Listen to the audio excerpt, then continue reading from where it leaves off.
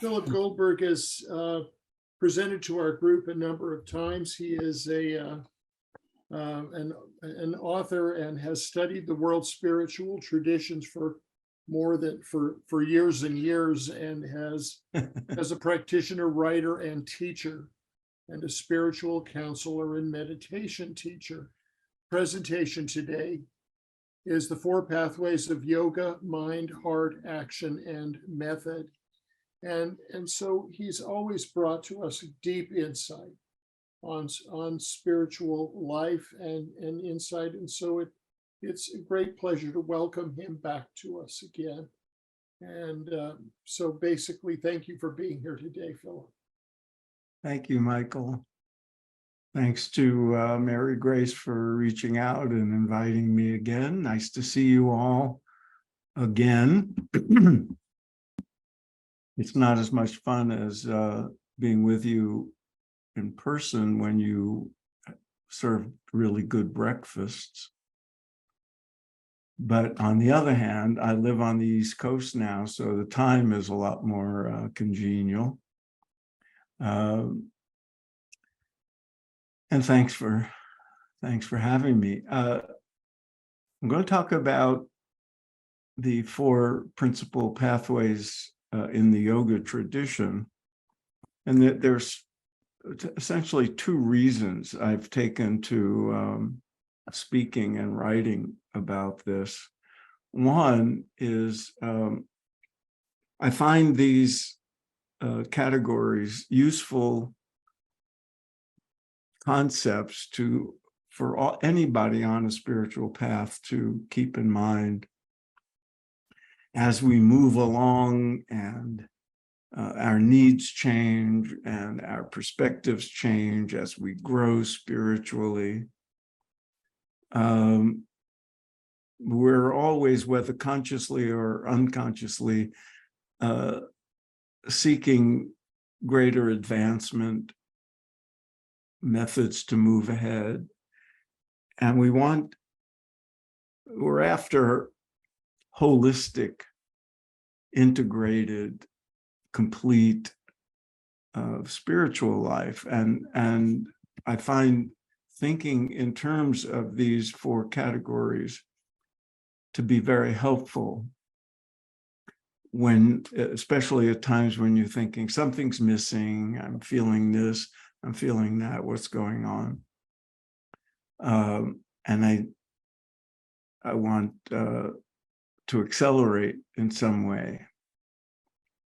The other reason is years and years ago, I became very dissatisfied with the usual ways that we designate religion and spiritual traditions. I call it's kind of the comparative religion model.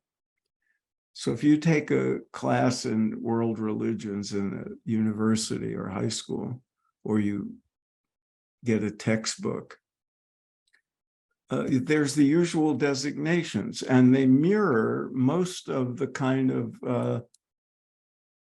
gatherings you'd find in the name of interfaith organizations over the years. Used to be, the rabbi, the priest, and the minister. So those limited gatherings called interfaith, they always felt like the opening of a joke. The priest, minister, and rabbi walk into the bar. Then we had people realized there's more, we're more pluralistic than that. So you started to see imams, and then occasionally swamis and Buddhist monks and that sort of thing. So the range is expanded, but we still think in terms of those 5 main categories of Christian, Jewish, Muslim, Hindu, Buddhist. And then if people are really generous, pagans and Sikhs and Jains and other indigenous traditions and so forth. They all used to appear to me that this was a terribly inadequate way of understanding what any given person's spiritual life is like. And this came to a head in my personal reflections. I don't know, now it's probably 15, maybe more years ago, on the 3rd Street Promenade in Santa Monica one night. You've all been there, and you know that on a summer evening and on a weekend, there's a lot going on and a lot of people walking and shopping and eating, and there's a lot of street entertainers. So one night I was walking on the promenade and a group of Hare Krishnas were there, and they started their usual chanting and dancing. And it was lovely, you know, people watched and people joined in. Because it's not like the 60s when they were in your face and proselytizing. They were just doing their ecstatic chanting. And then all of a sudden, a group of Hasidic men came by, all dressed in their heavy black clothing, bearded, and hats, the usual thing. There were Hasidic women there too, but they didn't join in like the men did. The Hasidic men started chanting with the Krishnas, as like a lot of the pedestrians were. And I thought, that's fantastic. Look at this. And then the Christians were having such a good time. At a certain point, someone communicated something, and the Hasids started doing their Hebrew chanting and their dancing, and the Krishnas joined with them, and the pedestrians joined in. And it was just this incredible evening. And I thought, well, that's life in LA, where these things could happen. And it was great. But then, when I thought about it, I realized those two groups, the Krishnas and the Hasids, had more in common with each other than the Krishnas do with most Hindus, and certainly the Hasids do with most Jews. And yet, when we categorize religions and stuff, the Christians would be in the Hindu category and the Hasids would be in the Jewish category. So it points out one thing, how inadequate those categories are, because there's so much diversity within those categories. I mean, just, we lump all Christians together in America, but, look how many sects there are, and how much differences there are even within the categories of sects. There are different kind of Methodists, a different kind of Pentecostals, a different kind of Presbyterians, and so on and so forth. There's tremendous diversity within those categories. But across the categories, you sometimes find commonalities and similarities that make more sense in grouping people together. So the Krishnas and the Hasids that night, they couldn't have looked more different. They were the Krishnas in their saffron and their orange and their shaved heads. And it was like Halloween. It was orange and black. And the Hasids were all in black and their heavy clothes and formal and all that. Totally different, but they had in common that they had a specific manner of dress that they conformed to, and that manner of dress was very different from conventional American dress codes, and very different from what the average Hindu looks like or what the average Jew looks like, certainly in the modern world. If you look into their lives, they have vastly different diets. The Krishnas are strict vegetarians. The Hasis are strict kosher meat and potatoes types, but they both have, while they both have unusual codes of eating and customs that are different from the average, different from the conventional, and very, very strict. Right?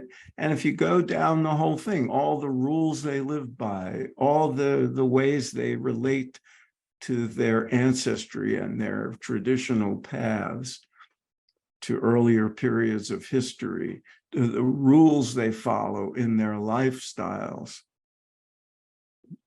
vastly different one from the other, but both very strict, very rigid, very rule-oriented, very unlike the other people in their religious category. So you realize the orthodox of every tradition have more in common with each other than they do with the liberal and mainstream members of their own religious traditions, right? I mean, this seems obvious. And yet we lump them together. So I started thinking about different ways of categorizing people and religious categories. And these 4 pathways of yoga seem to make a lot of sense. The other way may tell you what tribe somebody belongs to or what they were born into. Most Hare Krishnas in the West were not born Hindus, but many were. And if you are given a survey and you have to check the box, sometimes it gets confusing. Like, given my last name, everybody expects me to check the Jewish box. But if you're asking about my spiritual life, I'd have to be called much more Hindu and Buddhist than anything else, but I don't call myself Hindu. So these categories start to break down in a pluralistic world where people are following increasingly, as probably most of you are, independent spiritual paths where you draw from whatever makes sense to you and whatever works for you, and you're open-minded and you're individuated in your decision-making.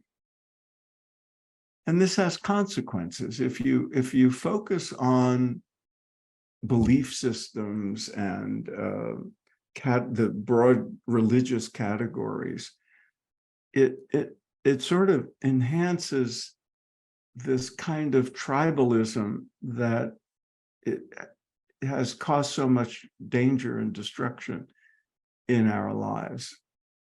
And because it emphasizes superficial differences like what you were born into or what your ancestors were, or what belief system is in your category.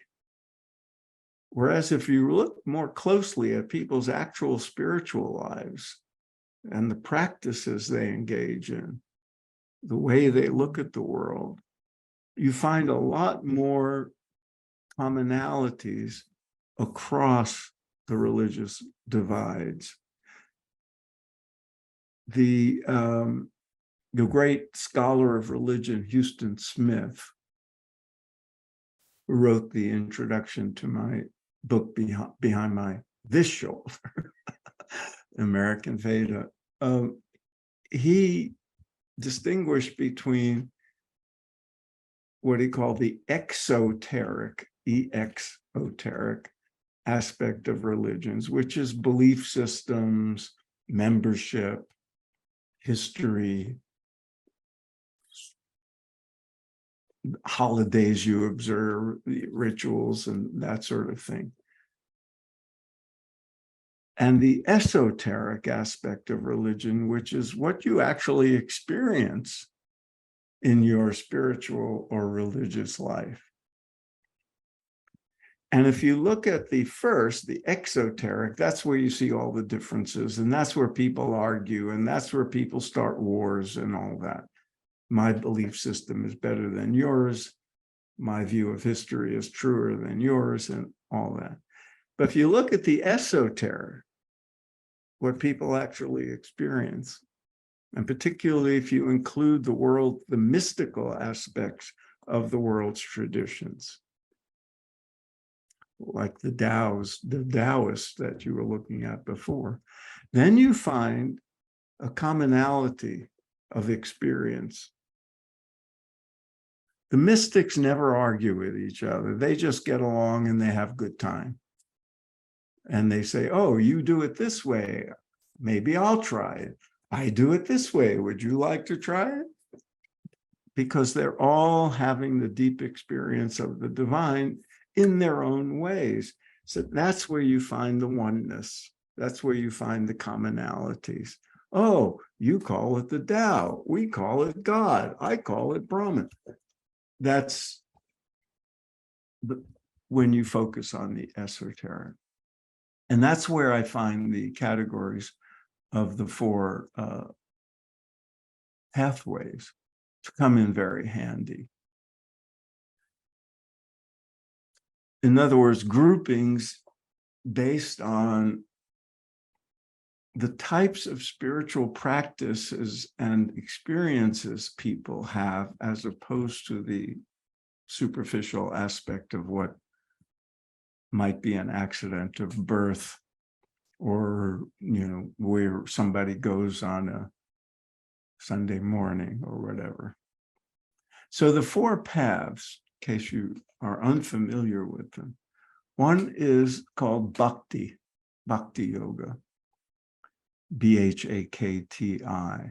This is what often is called the path of the heart, and emphasizes devotional practice. That's what the Hasids and the Krishnas were doing. They had in common the use of music and sound as part of their, what the yogis call sadhana, their regular practice. And it's devotionally oriented. If you look at the language, the use of the Hebrew or the Sanskrit, there's devotional elements, chanting the names of the divine and so forth.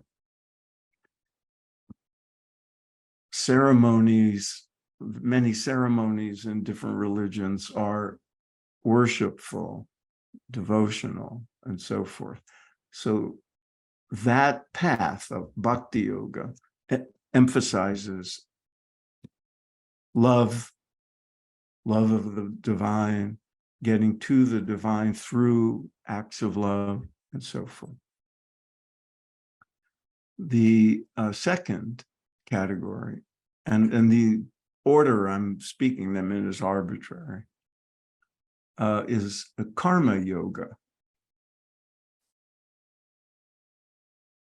This is often called the yoga of action, path of action, where the emphasis is on service, selfless service, the kind of deep service that borders on the devotional. Doing good for others, getting your ego out of the way, getting all your selfish needs out of the way, and serving, making your actions an offering to the divine. That's in its highest sense the path of karma yoga. And we see this, like we see bhakti in all the different pathways, all the different religions and traditions, you see people doing service work in all the different traditions. Every church, synagogue, mosque, temple, whatever, they have usually some element of charity and service. I go to India a lot. Every ashram I've ever visited, they have, in addition to their own emphasis on their own spiritual lives, they have some kind of service work. They're bringing food to the hungry. The hungry come to them to be fed. They go to, there's one ashram I'm familiar with that is, their big campaign is bringing toilets to the villages of India where they don't have them, things like that. The third of the path is Jnana Yoga. This is a weird spelling. It's usually spelled Jnana, Jnana Yoga. Sometimes Gyana, Jnana Yoga. This is the path of the mind that emphasizes study, delving deep into scriptural texts,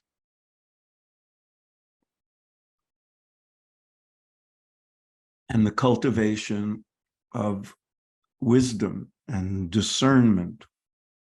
In the classic sense of yoga, the main task, excuse me, is using the mind to,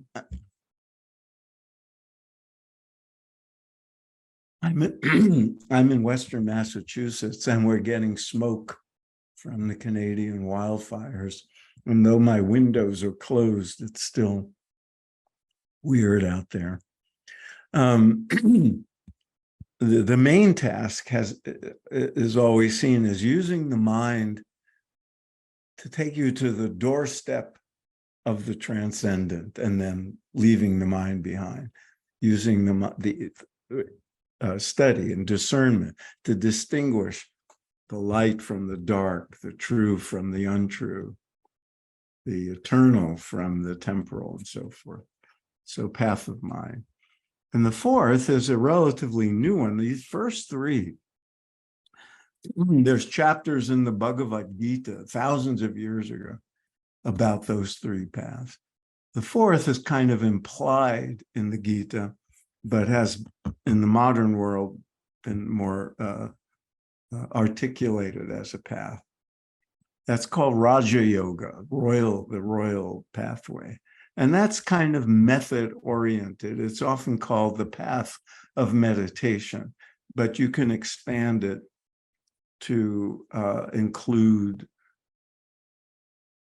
other disciplines, deep prayer, mindfulness, even the physical practices of yoga could be thought of as part of a Raja Yoga path that emphasizes methods and techniques, mind, body, spirit, and so forth. So those are the four paths. And they describe essentially different orientations toward the divine and the kind of practices that people adopt to advance their spiritual aspirations. And in our world of independence seeking, many of you have probably tried some of these practices or sampled them. It's those that work you continue to use in your lives.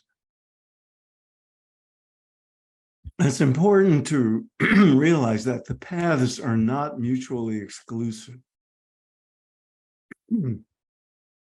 It's not like you say, okay, I'm going to be a bhakta. I'm going to practice Bhakti Yoga and none of the other things. It doesn't work that way. Even the Krishnas, who are very devotional, they're following the path, the primary path of Bhakti Yoga. They also have meditation practice. They also do service work. They also study their scriptures in a deep way. All the traditions may emphasize one pathway or the other, but they're all four in a holistic path for any individual or any group. They're all part of the deal.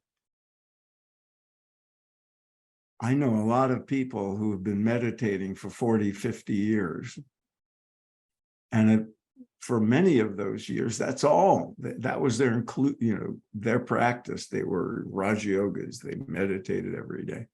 But over time, as they evolved, and I'm speaking of myself as well in this, you find, well, something's missing, and you find yourself drifting towards some experience of bhakti, or you mature in your life and you say, I want to give back, and you find yourself doing karma yoga to serve in some way or another, or you try different practices that are drawn from these different pathways. And there's a lot of overlap.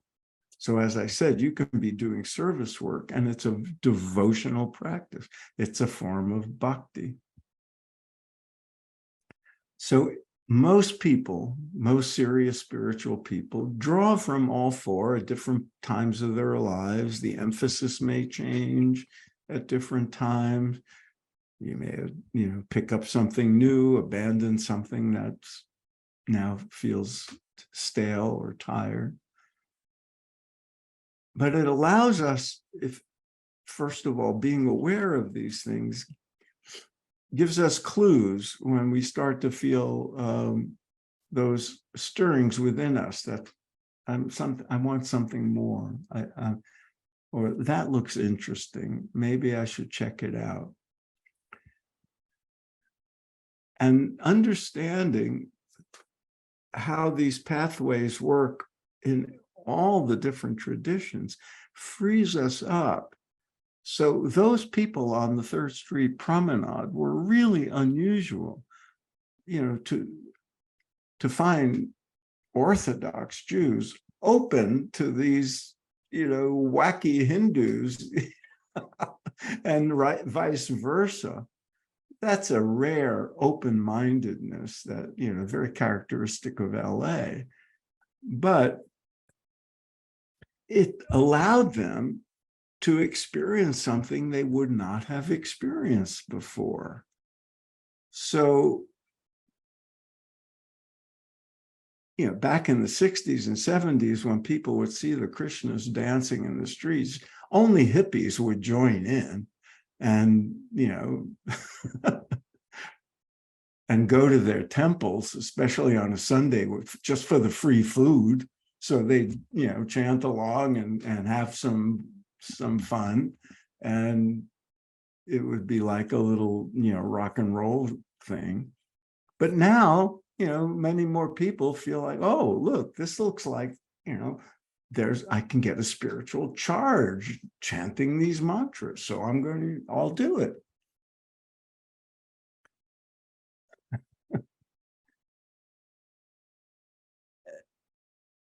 This is a kind of an important thing for us as spiritual individuals to recognize that we can draw from traditions other than our own, whether our own is something we were born into or we adopted, and benefit from them.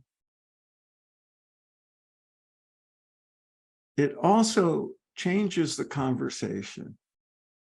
Because if you focus on the esoteric aspect of religion, on the commonalities among the various repertoires of practice in all the different traditions, you start to dissolve these tribal identities and religious categories that create so many barriers between people.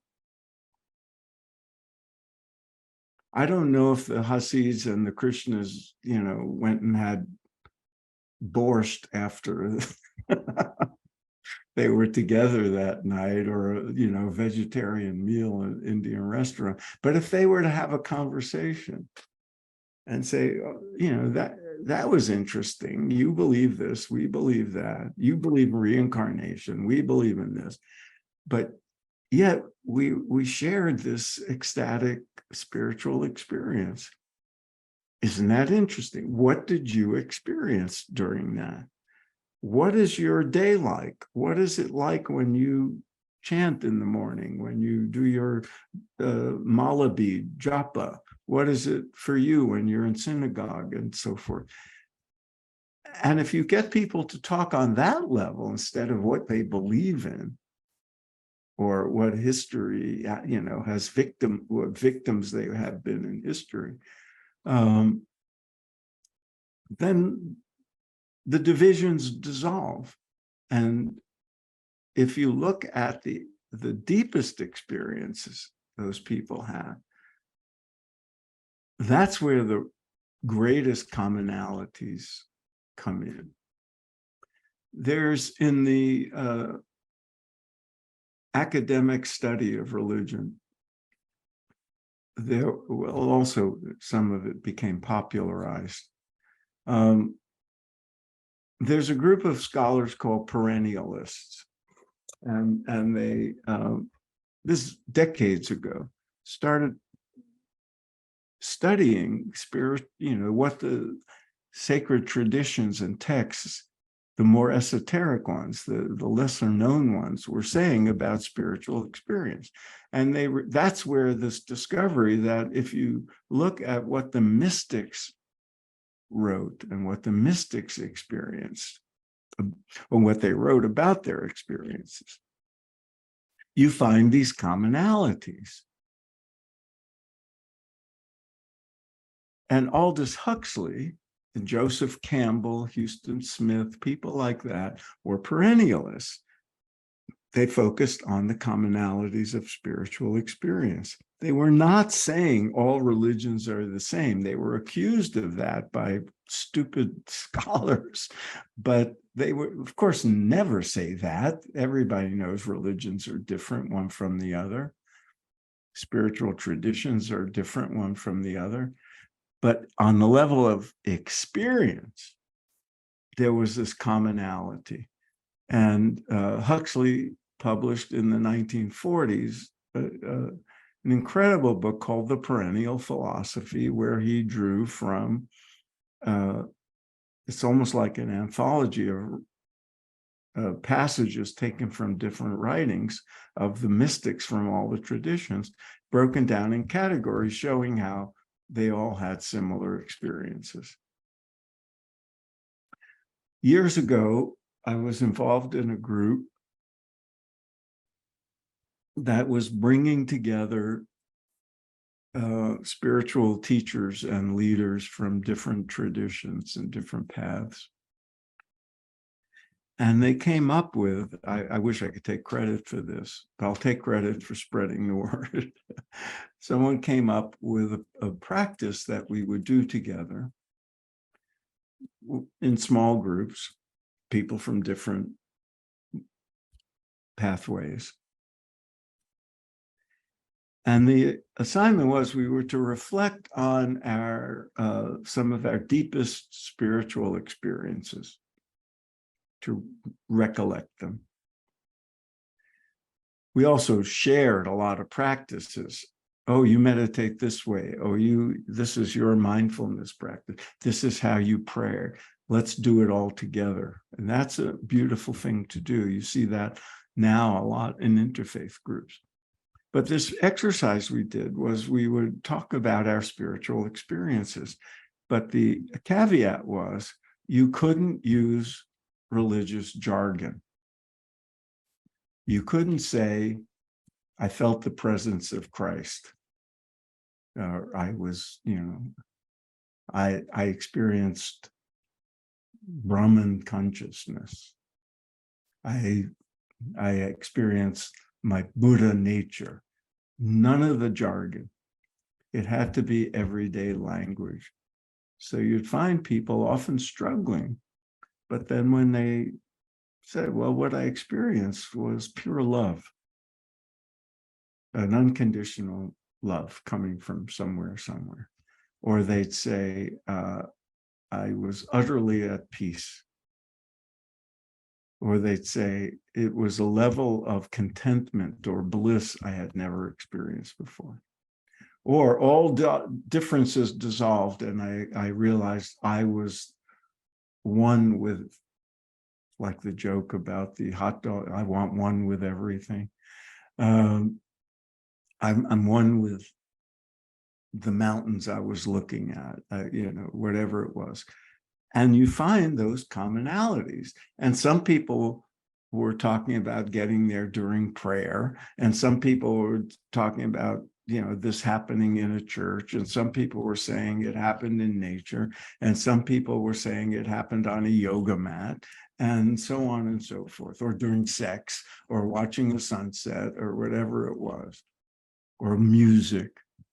And you realize that, all these different methods and all these different portals into the divine lead to the same places.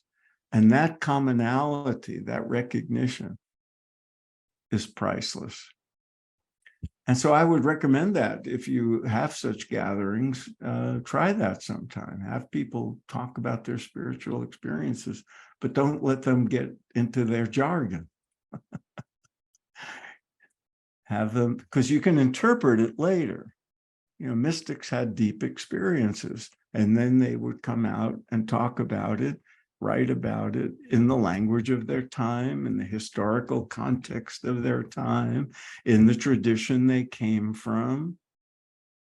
So, many of the Christian mystics would talk about the presence of the Christ. But you realize that the Hindus speaking about Atman, and the Buddhists talking about Buddha nature, and Muslims using the term Allah, and Jews talking about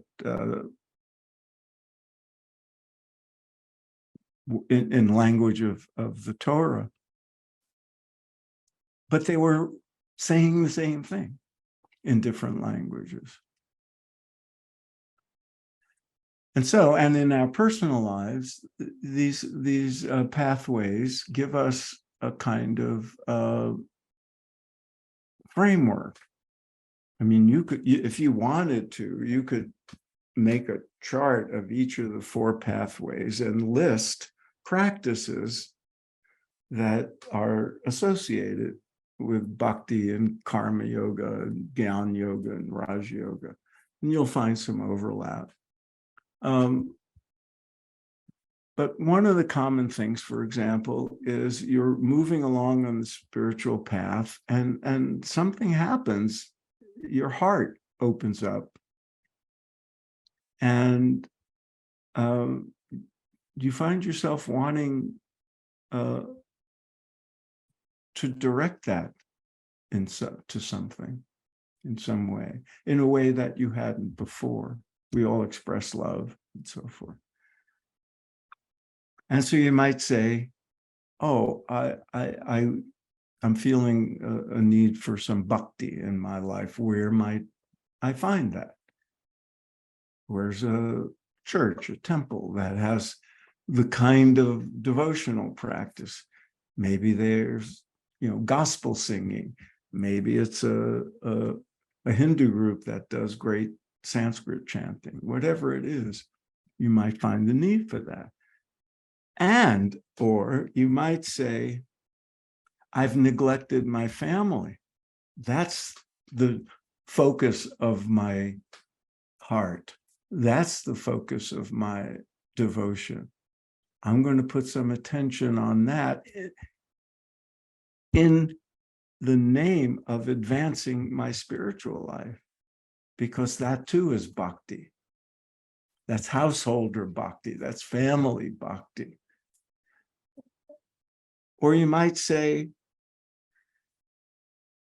the opposite. I'm having these spiritual experiences. Mr. Goldberg, that's my yes. 10-minute warning. Oh, I won't need 10 minutes. Well, yeah, I'm winding it up. if you Thanks, want Michael. questions or anything else, but 10 Yeah, minutes. okay, I'm going to wind it up. Thank you. What I was getting at is you might say, I want to understand this more. And so the path of the mind kicks in. Where's a book I can read?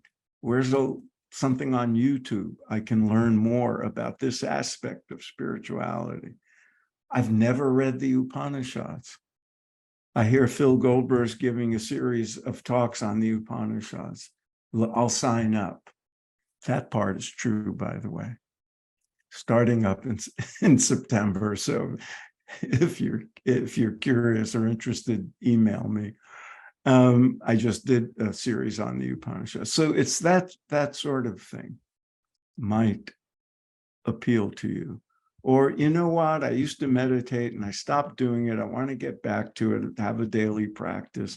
That Raja Yoga component it should be important. Or you might, maybe you're retired and you say, I have time. I want to help the world in some way.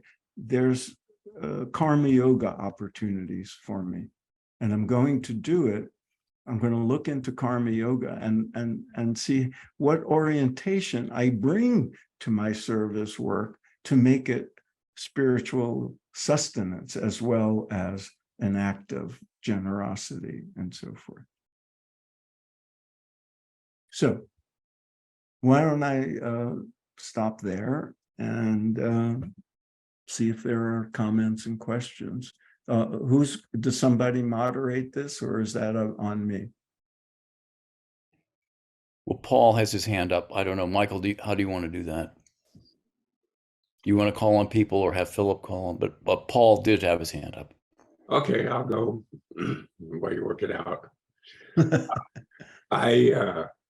We used to go up to Santa Monica a lot, and we always went to the Krishna temple for lunch because the food was fantastic. And yeah, best cheap food in town. Yeah, right. And they always would say, because it's made with love, right? It's made with love. That's why it tastes so good. And so I've experienced that. And a quote, I forget who said it, probably the Buddha, but many paths, one gate, right?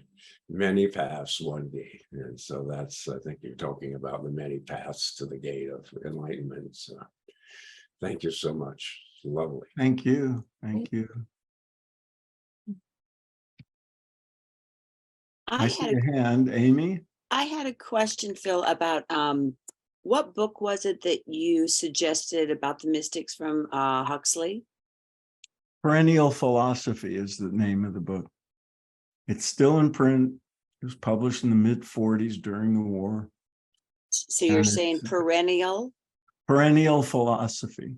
Thank you very much. The Perennial Philosophy, Aldous Huxley. And there are many other books, in the name. In fact, I have a scholar friend. I'm going to plug his book. He's publishing a thin book on perennial philosophy. His name is Dana Sawyer. It's not out yet, but keep your eye out for that, because I know, Dana's a scholar, and it'll be thin and easy to understand as you look for it.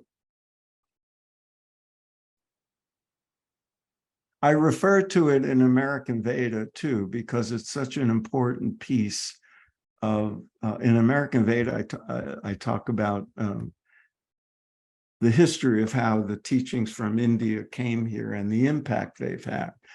And one of the important influences those teachings have had was to bring out essentially the teachings of perennialism, that notion that there are, that truth is one and the wise call it by many names, or as was indicated before, one truth, many paths. That's as old as the earliest Vedas. And it was part of the teachings that all the gurus and all the Buddhist monks brought to the West.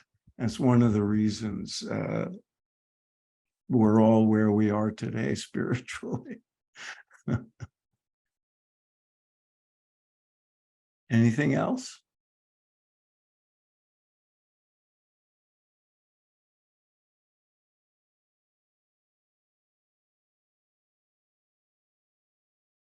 I see a hand. I see two hands. Whitney, is that?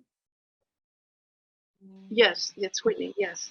Thank you very much for this interesting talk. We hear a lot from Ruth Sharon about it's a interfaith, all religions coming together, and there's a council. I think there's a big Parliament coming up in August. Yes. Yes, in Chicago. I'll be there. Oh, you will. Oh, so Yeah, you I'm giving are. two. I have two talks. Oh, good. Oh, okay. And I'm just very interested in your book, American Veda, and I wonder if you could say a couple sentences about it. Well, I just Behind did. you. Oh, What? but the book behind you, behind your shoulder. Right, that one. Nice I'm picture. gonna mute everybody to get rid of the feedback, but then Phil, please unmute yourself. There we go, mute all. Okay, Phil, now if you can unmute yourself, we won't have that feedback. Sorry for that. Okay. There we go. Okay. So I was asked about this, my strategically placed books behind me. Well, the subtitle, my wife always just recites the subtitle, and it's from Emerson and the Beatles to Yoga and Meditation, how Indian spirituality changed the West. That's what it's about. Isn't it, Diana? Diana interviewed me about that book. Spectacular book. Thank you, Diana.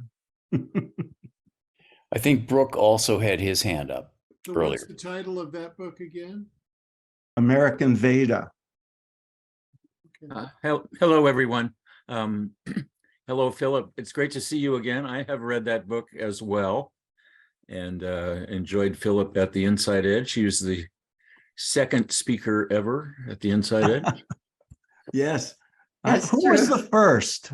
Barbara Marx Hubbard. Ah, well, I'm in good company. Yes, yes.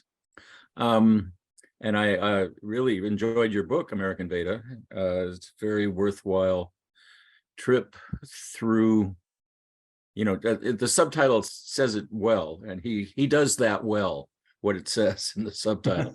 Well, I was just thinking about what you said about the perennial philosophy. And then it occurred to me that the perennial philosophy is not taught in philosophy departments No, it's not. in universities. Yeah. I spent a lot of time at, as an undergraduate and then in grad school at UCSD in anthropology, and took a philosophy class and wasn't taught. And I loved I'm a big fan of Alan Watts, and especially Yeah. He was a perennialist. Yeah, psychotherapy East and West. So I wanted to just sort of say,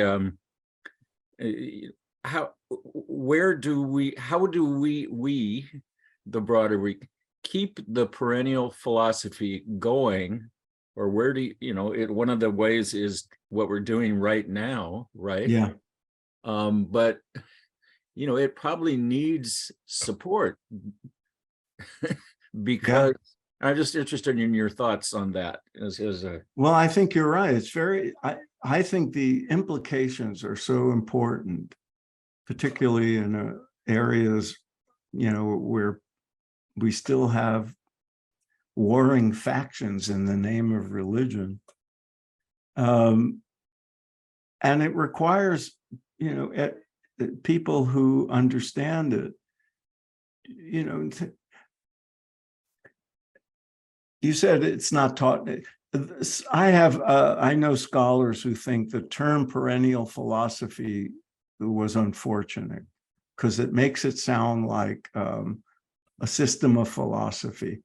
I have one of the scholars who's no friend of mine, actually, who I talk about in American Veda.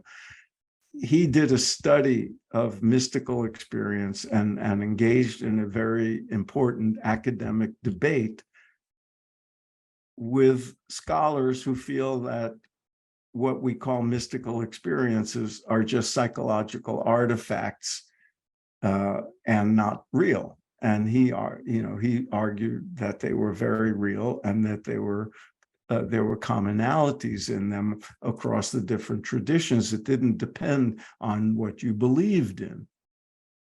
And that became an important thing in academia. But unfortunately, this notion that the emphasis of our attention should be on spiritual experience as opposed to belief systems and doctrines and dogma, it's such a hard nut to crack. It seems so obvious, to me so many years ago, and it blows my mind that there are incredibly well-educated people who just, sort of dismiss that.